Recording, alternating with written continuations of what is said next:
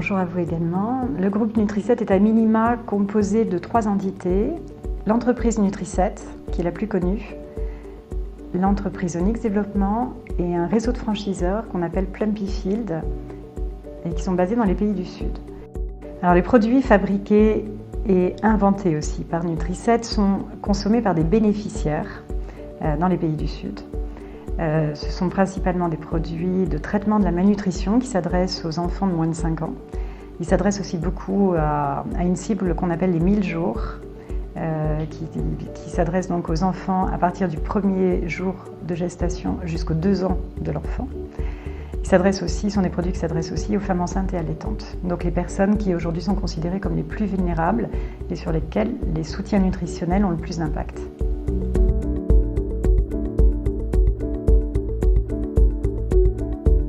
Alors, on est sur un marché qui s'est créé, qui n'existait pas. Donc, on est parti sur un système qui n'était pas régulé.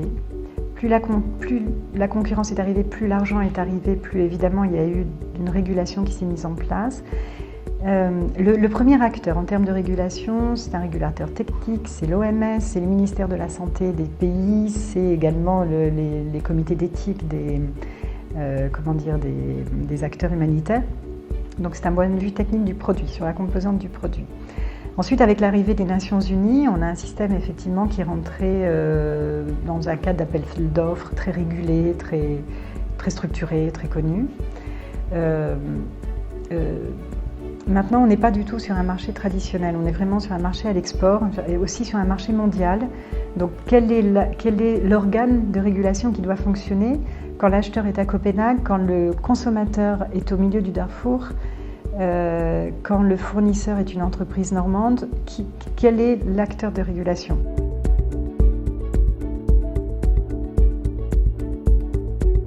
Alors l'IDH, c'est un indicateur qui est quand même arrivé très tardivement, à mon sens, et qui est nécessaire mais qui est arrivé assez tard.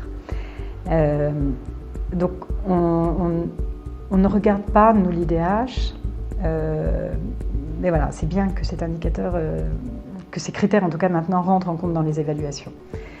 Ce qui nous intéresse, nous, l'indicateur majeur, c'est combien d'enfants j'ai nourri cette année. En 2017, on a nourri 10 millions d'enfants. Notre indicateur principal, il est là. Notre rôle, il est là. En tant qu'entreprise privée, c'est ce qui nous motive, voilà, c'est ce qui nous guide. Aujourd'hui, on a une obligation de conduire de la recherche. C'est-à-dire qu'on l'a toujours fait, mais on a voulu que l'avenir continue de le faire aussi.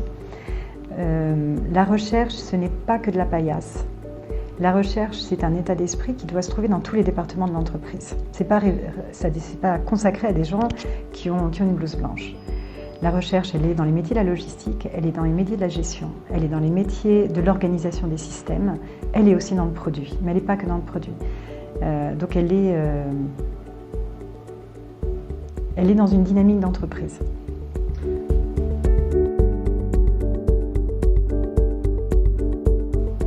Oui, on reçoit des aides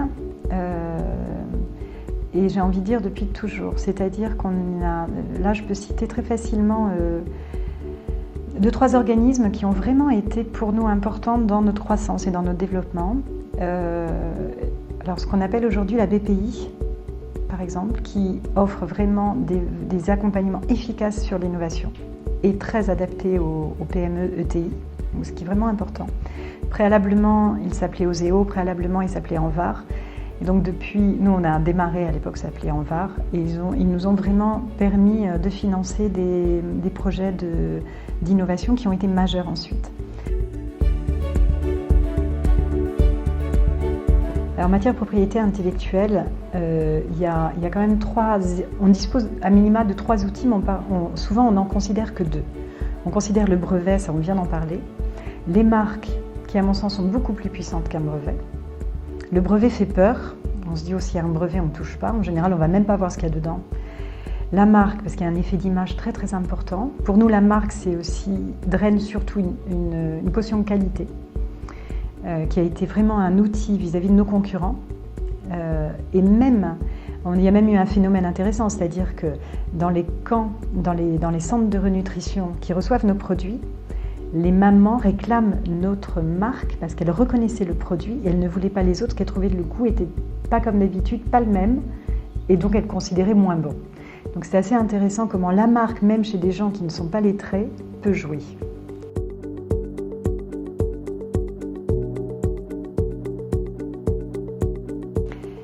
La marque peut être définitivement oui. Clairement oui. La marque est un outil très très utile, mais qui doit être géré de concert avec le brevet, dans le cas où il y a un brevet. Mais quoi qu'il en soit, la marque véhicule une crédibilité sur la confiance, enfin apporte une reconnaissance du produit sur ce qui le caractérise en fait. Donc ça peut être la qualité, ça peut être l'image, ça peut être différents éléments que vous connaissez certainement mieux que moi. Bien sûr, c'est un outil très très efficace de protection.